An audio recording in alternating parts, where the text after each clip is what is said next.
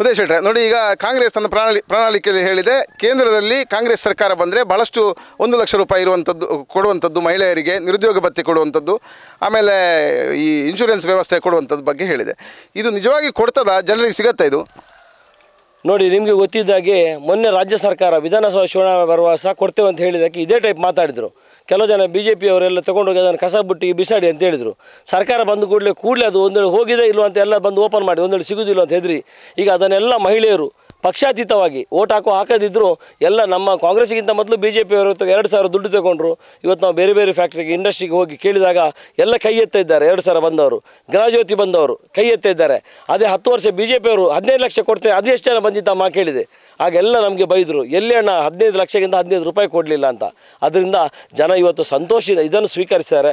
ಅದರ ಮುಂದಿನ ಹಂತವಾಗಿ ಇನ್ನೊಂದು ಸಹ ಅವರಿಗೆ ಅವಶ್ಯಕತೆ ಉಂಟಂತ ಸಿದ್ದರಾಮಯ್ಯವರು ಹಾಗೂ ನಮ್ಮ ದೇಶದ ಮಲ್ಲಿಕಾರ್ಜುನ ಖರ್ಗೆ ಅವರು, ನಮ್ಮ ರಾಹುಲ್ ಗಾಂಧಿ ಅವರು ನಿರ್ಣಯ ಮಾಡಿ ಪ್ರತಿ ಮಹಿಳೆಗೆ, ಬಡ ಮಹಿಳೆಗೆ 1 ಲಕ್ಷ ರೂಪಾಯಿ ಪ್ರತಿ ತಿಂಗಳು ವರ್ಷಕ್ಕೆ ಕೊಡಬೇಕು.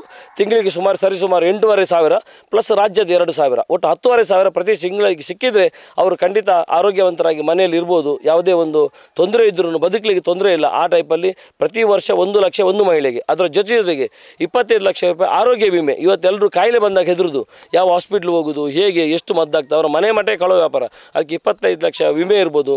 ಅಥವಾ ಕಲಿತ ಮಕ್ಕಳಿಗೆ 1 ಲಕ್ಷದ ಉದ್ಯೋಗ ಭದ್ರತೆ 1 ಲಕ್ಷ ಪ್ರತಿ ವರ್ಷ ಸಿಗುವ ಹಾಗೆ ಇಂಥ ಒಂದು ಬಹಳ ಉತ್ತಮವಾದ ಯೋಜನೆ ಹಾಕಿದ್ದಾರೆ.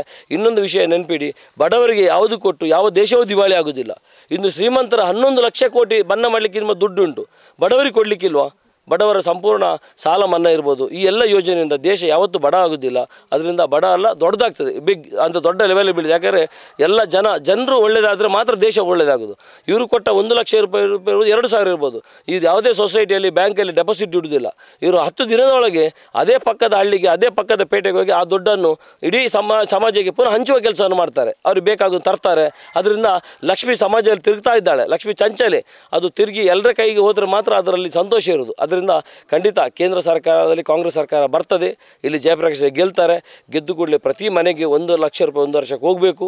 ಅದು ಆರೋಗ್ಯ ವಿಮೆ ಹೋಗಬೇಕು.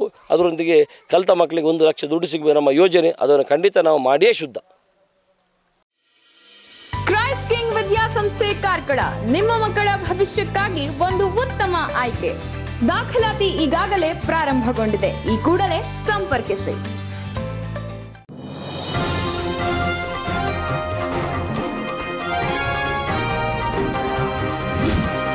ನಿಖರ ಹಾಗೂ ಸ್ಪಷ್ಟ ಸ್ಥಳೀಯ ಸುದ್ದಿಗಳಿಗಾಗಿ ವೀಕ್ಷಿಸಿ ಸ್ವಯಂ ಟೈಮ್ಸ್ ಕಾರ್ಕಳ.